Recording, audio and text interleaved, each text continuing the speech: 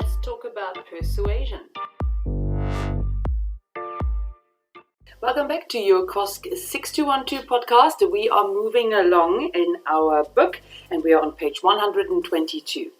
Today we want to actually understand that there are different settings in political persuasion, different communication settings.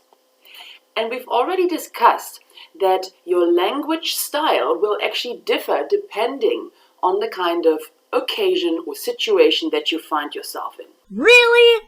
The things that you want to take note of are, first of all, how open and visible is the event. The more open and visible it is, the more you have to watch your language, the more formal you have to be. You should do a very good preparation job if you know, for example, that the media are there to record and broadcast or digitize your political communication. Also, number of speakers who are interacting. There are situations where you are in a debate and it goes back and forth between you and your opponent. There could also be like a small group setting where you have to negotiate how you're going forward politically with maybe some leaders from other countries. And then there's, of course, the rally kind of situation where you're by yourself and you can give a speech. Also, keep in mind what the purpose of the event is. There are, for example, state funerals.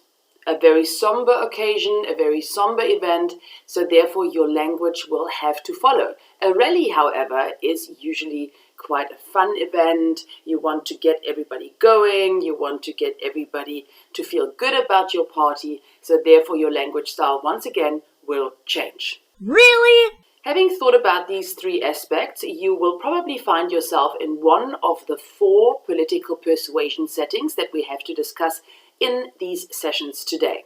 We have the oratory setting. This will still be covered in this particular podcast.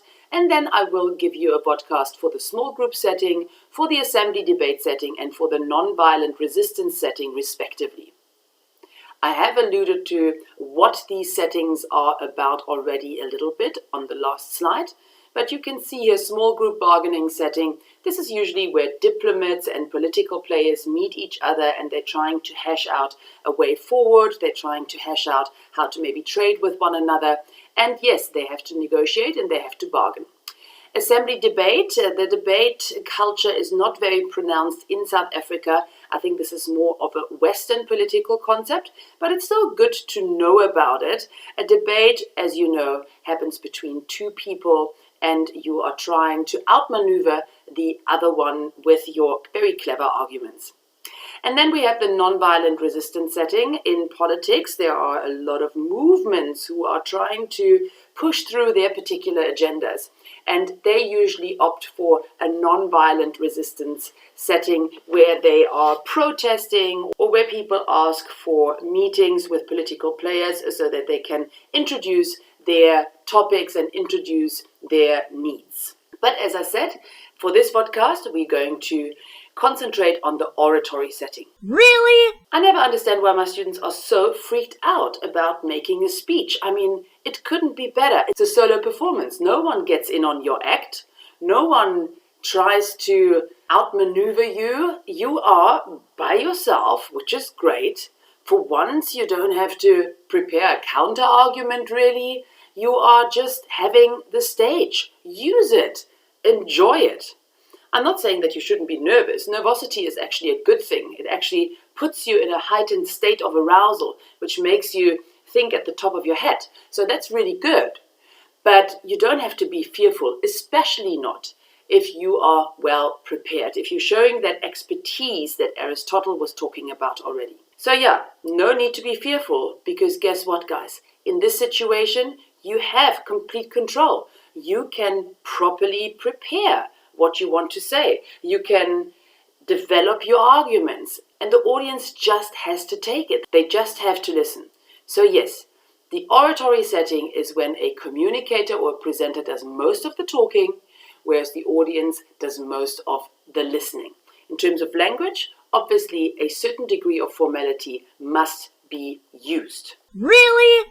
When people give speeches in the political setting, they usually use a hortatory style.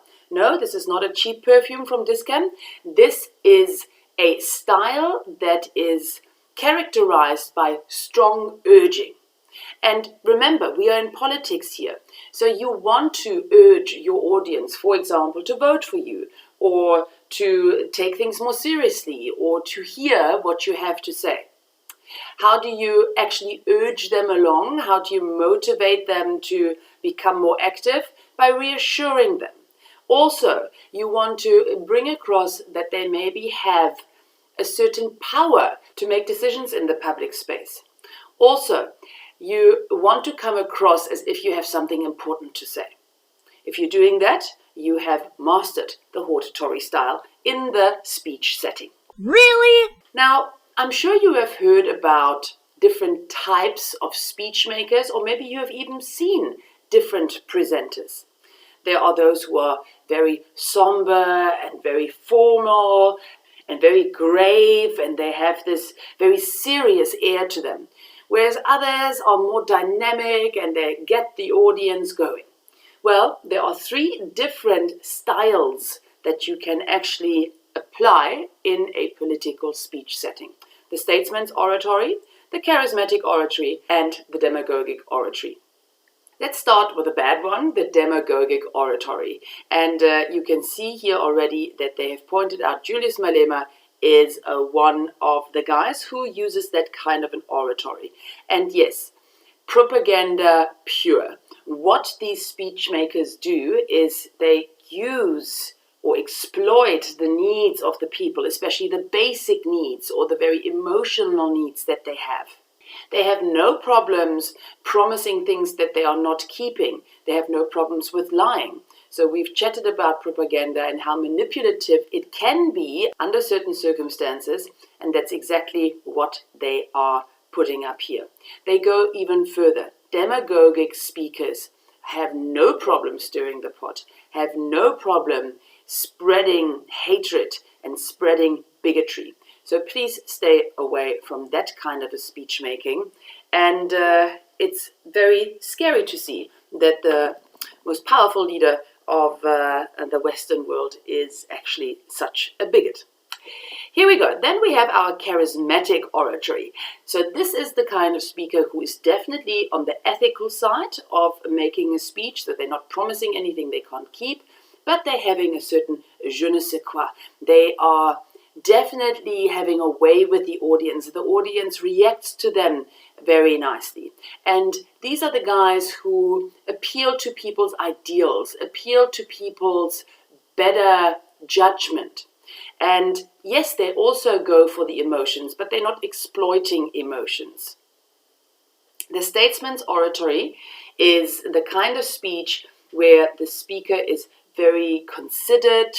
They are very logical in the way that they are bringing forward their claims, and they hope that people will see reason and that people will not be emotional in the political setting.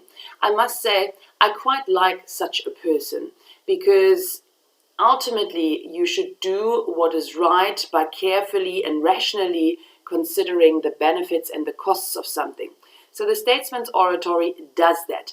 They are not really going for your emotions. They want to convince you through a reasoned and well thought out argument. They are not exaggerating. They are not using language that is very flowery and very colorful. So it's a moderate language that they're using, and they want to get you at your intellect and not on the emotional level. Because obviously when you're emotional, you're being irrational. And not everybody thinks that good decisions can be made when people are irrational. Really? Here we go. Now you know everything about the speech setting. And in the next one, we're looking at the small group bargaining setting. See you there. That's it for today. Keep on learning.